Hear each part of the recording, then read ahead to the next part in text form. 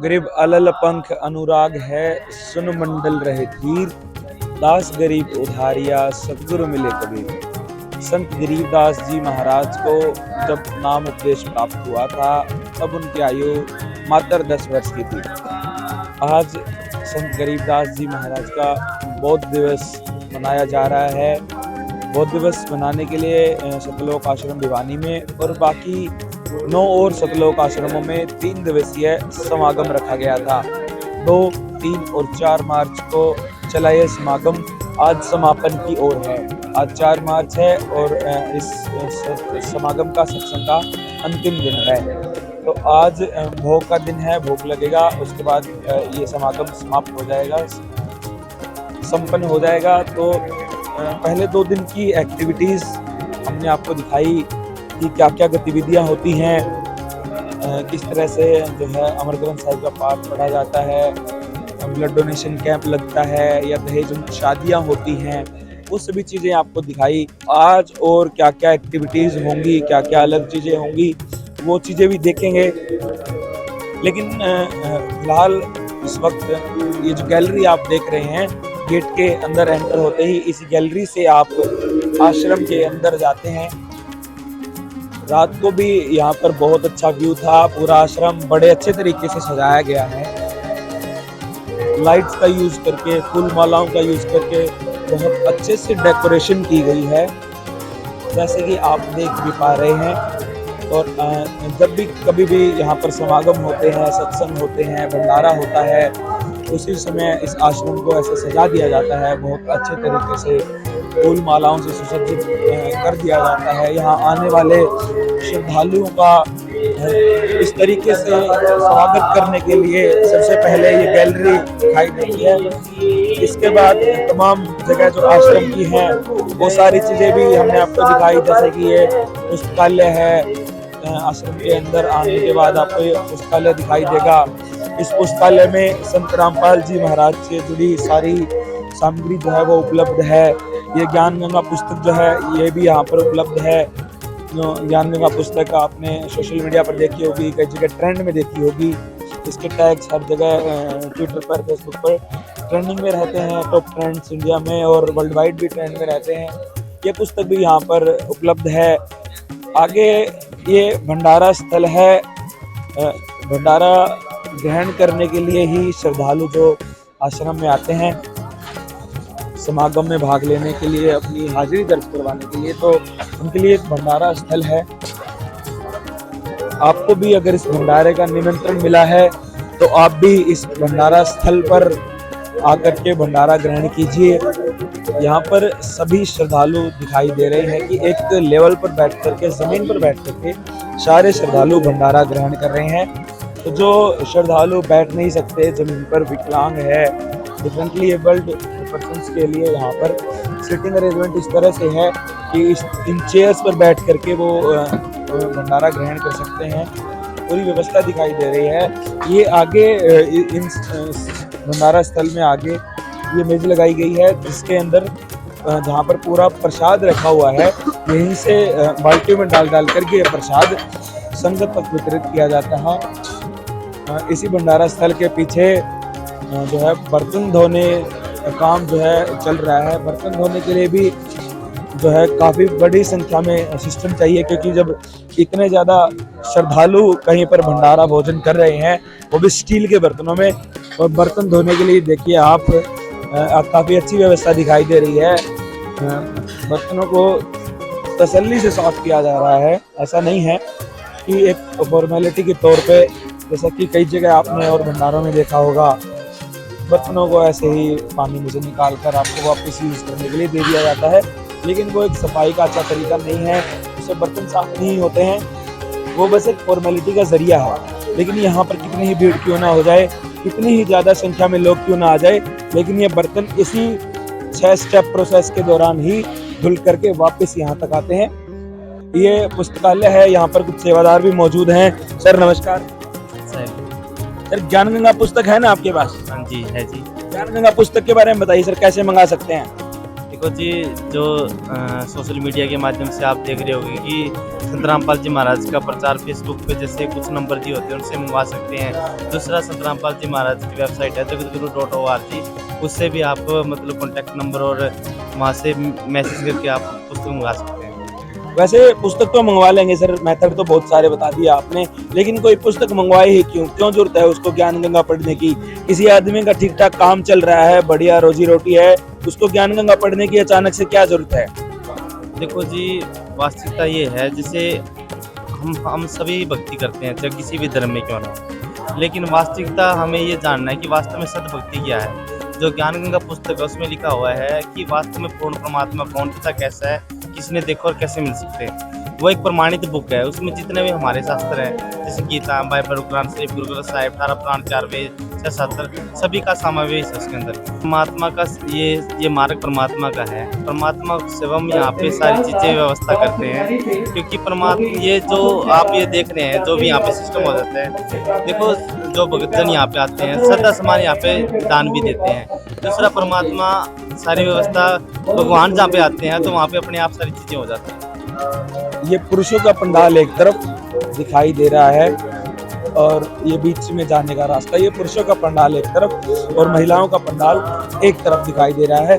ये अलग अलग व्यवस्था बनाई गई है ताकि कोई भी अव्यवस्था ना हो, और बीच में ये जाने के लिए एक रास्ता है। सामने बिल्कुल दरबार साहिब आपकी आंखों का दृश्य बनाता है, बहुत अच्छा मनमोहक दृश्य दिखाई दे रहा है दरबार साहिब का। संत रामपाल जी महाराज का एक स्वरूप बिल्कुल बीच में लगाया गया है और ऊपर लिखा हुआ है पूर्ण ब्रह्म। तो अभी अमर ग्रंथ साहिब जी का पाठ चल रहा है, पुरुषों की तरफ भी पाठ पढ़ते हुए दिखाई दे रहे हैं और महिलाओं की तरफ भी इसी तरह की व्यवस्था दिखाई दे रही है। अभी प्रदर्शनी स्थल के अंदर मौजूद हूँ मैं। देखिए आप, प्रदर्शनी स्थल के अंदर जो सदग्रंथ हैं सारे धर्मों के, उनको रखा गया है। इसके ऊपर डिटेल वीडियो भी आपको दिखाए। संत रामपाल जी महाराज के श्रद्धालुओं ने, जो यहाँ सेवादार थे, मौजूद थे, उन्होंने ये सारी प्रदर्शनी के अंदर जो सदग्रंथ रखे हुए हैं इनको खोल करके हमें दिखाया। संत रामपाल जी महाराज की जो पुस्तकें हैं उनसे मिलान करके दिखाया। ये पुस्तक देखिए, ज्ञान गंगा पुस्तक भी यहाँ पर मौजूद है। ये तो ट्रेंड ऑफ द एरा है। आप किसी भी सतलोक आश्रम में जाइए, नामदान केंद्र पर जाइए, ये पुस्तक आपको हर जगह रखी हुई मिलेगी। अगर आपने अभी तक भी इस पुस्तक को नहीं पढ़ा है, नहीं मंगवाया है, तो इस पुस्तक को ज़रूर मंगवाइए। इस पुस्तक के आप अगर इधर शुरुआत में ही देखेंगे तो यहाँ पर कुछ नंबर हमें दिखाई दे रहे हैं, आपको भी दिखाई दे रहे हैं। इन नंबरों पर अगर आप अपना पूरा पता भेज देते हैं तो आपको ये पुस्तक आपके घर बैठे निःशुल्क मिल जाएगी। बहुत अच्छी व्यवस्था बनाई गई है। जो डाक है, डाक के थ्रू आपको ये पुस्तक आपके घर पर पहुंचा दी जाती है। अभी हम संत रामपाल जी महाराज के एक श्रद्धालु के साथ मौजूद हैं। जो यहाँ पर लोग आते हैं जो उनसे नहीं जुड़े हुए हैं संत रामपाल जी महाराज से, उनसे वार्तालाप होती है इस जगह पर, इस टेबल पर। उन्हीं के साथ इस वक्त हम मौजूद हैं। इनसे भी हम एक अहम सवाल का जवाब जानेंगे जो अक्सर हमसे कमेंट सेक्शन में पूछा जाता है। जब भी हम इस तरह की कोई वीडियो डालते हैं तो लोग हमसे सोशल मीडिया के माध्यम से ये सवाल पूछते हैं कि आप जब भी दोबारा सतलोक आश्रम में जाएं तो उनसे हमारा ये सवाल जरूर पूछें। तो आज उसी सवाल के साथ हमारे साथ मौजूद हैं राजेश जी, जो संत रामपाल जी महाराज के समर्थक हैं। सर नमस्कार। सत्साई जी। सर, सवाल हमारा आपसे ये है कि जो संत रामपाल जी महाराज जो ज्ञान दे रहे हैं, इतने ज़्यादा उनके आश्रम हैं, नामदान केंद्र है, यहाँ तक कि नेपाल देश में भी उनका एक आश्रम चल रहा है। इतने बड़े इंफ्रास्ट्रक्चर का एक बेस माना गया जो कि है शास्त्र। सभी शास्त्रों का आधार लेकर के संत रामपाल जी महाराज का ये ज्ञान पूरे विश्व में फैल रहा है। जो लोग इन शास्त्रों को ही नहीं मानते हैं, जिनकी नॉलेज के अनुसार ये शास्त्र कुछ नहीं है, जो लोग नास्तिक हैं या आस्तिक भी होकर के शास्त्रों पर यकीन नहीं करते हैं, उन लोगों के बारे में क्या कहना चाहेंगे सर? संत रामपाल जी महाराज उन लोगों के बारे में क्या कहते हैं? देखिए, बहुत अच्छा क्वेश्चन है आप लोगों का, क्योंकि गुरु जी को कम से कम भी 20 से 25 साल हो गए ये शास्त्र दिखाते हुए। तो जब तक हम कोई चीज़ को गहराई तक नहीं देखेंगे, जैसे चारों वेद हैं, आज तक किसी ने चारों वेदों के बारे में पता ही नहीं। जैसे मैं ही बताता हूँ, मैंने कभी चारों वेदों के नाम भी नहीं सुने थे सर, कि चार वेद क्या होते हैं। अब संत रामपाल जी महाराज से जब दास जुड़ा तो हमने ये देखा भी कम से कम ये तो देख ले वेद होते क्या है। नाम सुने थे सर, विचार वेद हैं, और गीता जी को सर 5500 वर्ष हो गए गीता जी को लिखे हुए, आज तक किसी ने भी ये नहीं पढ़ा। गीता जी को ऐसे उठाते हैं अपने लगा के सिर पे ये रख देते हैं, लेकिन गीता जी के अंदर लिखा क्या है?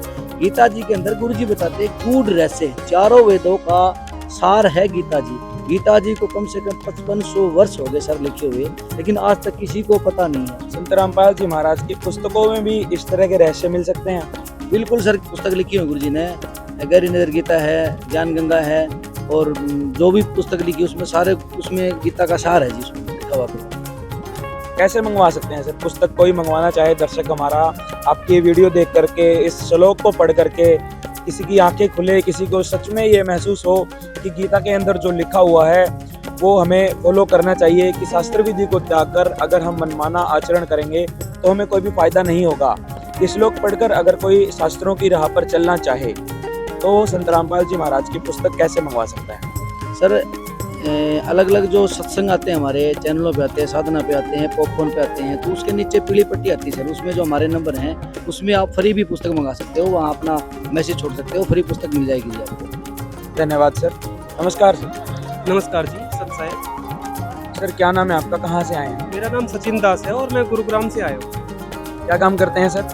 मैं एक प्राइवेट कंपनी में सीनियर इंजीनियर काम करता हूँ। संत रामपाल जी महाराज को आपने गुरु बना रखा है, नाम दीक्षा कब ली थी सर उनसे? 2016 में परमात्मा की दया हुई थी, तब जब ज्ञान समझा गुरु जी का तो हमने गुरु बना लिया। सर बहुत से लोग ऐसे हैं समाज में जो भक्ति करते हैं और उन्होंने गुरु नहीं बना रखा, मंदिर मस्जिदों में जाते हैं, गुरुद्वारों में जाते हैं, लेकिन उन्होंने गुरु धारण नहीं कर रखा, और भक्ति तो वो भी कर रहे हैं और भक्ति आप भी कर रहे हैं, तो गुरु बनाना ही क्यों जरूरी है सर? देखिए, इसका जवाब कबीर साहब ने बहुत अच्छे से दिया है कि कबीर राम कृष्ण से कौन बड़ा, उन्हों भी गुरु कीन, और 3 लोग के बेधनी गुरु आगे आधीन।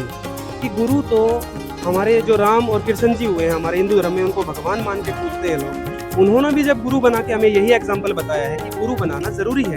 सुखदेव मुनि की आप कथा पढ़ोगे, उन्होंने भी गुरु बनाना पड़ा, तो गुरु बनाना सबके लिए आवश्यक है, तभी भगवान की प्राप्ति होगी। सर ये तो कथाओं की बात हो गई, या आपने जैसे बताया कबीर साहब की वाणी है, तो कबीर साहब जी तो एक कवि थे, गीता जी में कहीं लिखा हुआ है सर ऐसा? बिल्कुल, गीता जी में तत्वदर्शी संत की शरण में जाने के लिए बोला हुआ है गीता ज्ञानदाता ने।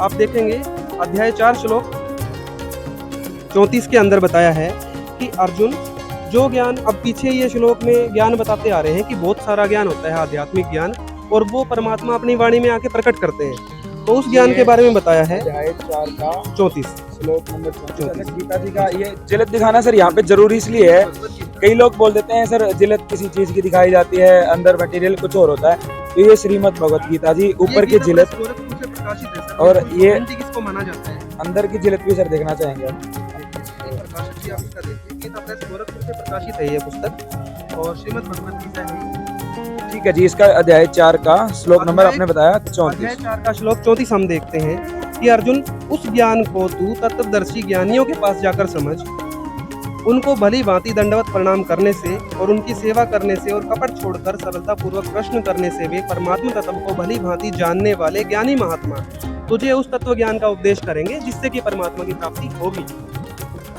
तो तत्वदर्शी संत की पहचान हमारी गीता जी में ही बताई हुई है। यहाँ पे आपने एक वर्ड सुना कि तत्वदर्शी संत, संत तो बहुत है, पर तत्वदर्शी संत की पहचान क्या है, ये हमारी भगवत गीता में अध्याय 15 में बताया है। आप ये एक बार मॉडल देखिए जो हमारे गुरुजी ने बनाया है, ये आप देखिए, तो इसमें आप देखेंगे कि ये संसार एक उल्टा लटका हुआ पीपल का वृक्ष है, ऐसा इसका स्वरूप बताया गया है। ये गीता अध्याय नंबर 15 के अंदर श्लोक 1 से 4 और 16-17 में बताया है, और इसके अंदर जो इसकी जड़ है वो अविनाशी परमात्मा बताया है, और पत्ते रूप में संसार बताया है।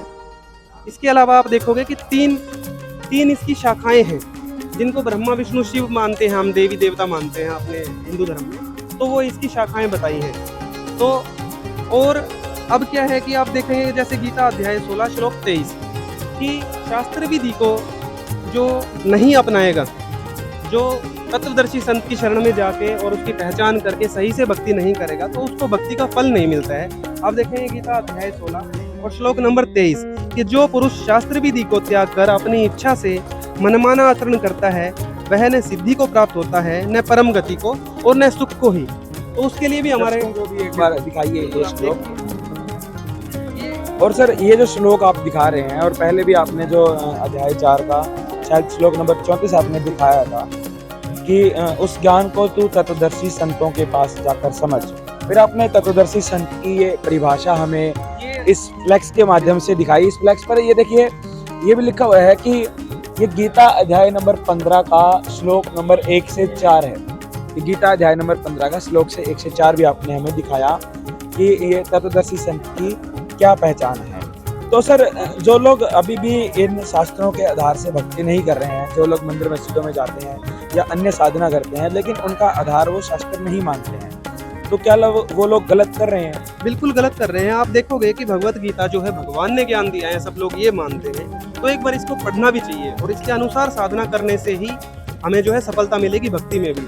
जैसे आप कोई भी कोर्स करते हो तो उसमें एक थ्योरी होती है, अगर थ्योरी पे प्रैक्टिकल करोगे तो ही आप सक्सेस हो सकते हो, नहीं तो आप सक्सेस कभी भी नहीं हो सकते। तो इसमें आप एक बार देखिए गीता अध्याय 16 और श्लोक नंबर 23, कि जो पुरुष शास्त्र विधि को त्याग कर अपनी इच्छा से मनमाना आचरण करता है वह न सिद्धि को प्राप्त होता है, न परम गति को और न सुख को ही। अगला श्लोक भी आप देखिए, इससे तेरे लिए इस कर्तव्य और अकर्तव्य, मतलब जो काम करने चाहिए भक्ति मार्ग में और जो भक्ति साधना नहीं करनी चाहिए उसको अकर्तव्य बोलते हैं, उसके लिए शास्त्र ही प्रमाण है। ऐसा जानकर तू शास्त्र विधि से नियत कर्म ही करने योग्य है। तो गीता जी में बिल्कुल स्पष्ट निर्देश है कि भाई शास्त्र विधि को त्याग कर अगर आप कोई भी क्रिया करते हो तो आपको लाभ नहीं मिलेगा। एक बार आप ये वाला हमारा फ्लैक्स का मॉडल देखिए, इसमें हमारे गुरुजी ने स्पष्ट किया है कि अगर आप कोई गमला लाते हो और उसको पेड़ों की टहनियों की तरफ से अगर उसको लगा दो, जो कि शास्त्र विरुद्ध साधना हमारे गुरुजी ने बताया है, अर्थात उल्टा बीजा हुआ भक्ति रूपी पौधा, तो आप इस पौधे को एक बार ध्यान से देखिए, इसकी आप कितनी भी सिंचाई कीजिए, मतलब आप इस विधि से, जो उल्टी विधि है शास्त्रों में नहीं लिखी है, आप कितनी भी साधना कीजिए आपकी कोई जो है सिद्धि नहीं होगी, आपको प्राप्त ना आपको कोई सुख मिलेगा। इसके अलावा फिर गुरुजी ने बताया कि शास्त्र विधि के अनुसार साधना, जो गीता अध्याय 16 श्लोक 24 में बताया है, वो इस प्रकार से करने से जो शास्त्र अनुकूल साधना कहलाती है, अर्थात सीधा बीजा हुआ भक्ति रूपी पौधा, ये जो हमारी विधि है ये हमारे वेदों से और गीता से बिल्कुल प्रमाणित है। और इसमें आप देखेंगे कि जब पौधे की जड़ को आप गमले में लगा के और उसकी सिंचाई और उस पर मेहनत करते हो तो आपको फल मिलेंगे। तो भक्ति का फल भी ऐसे ही मिलेगा जब आप इसको गीता जी के अनुसार इस भक्ति को करोगे।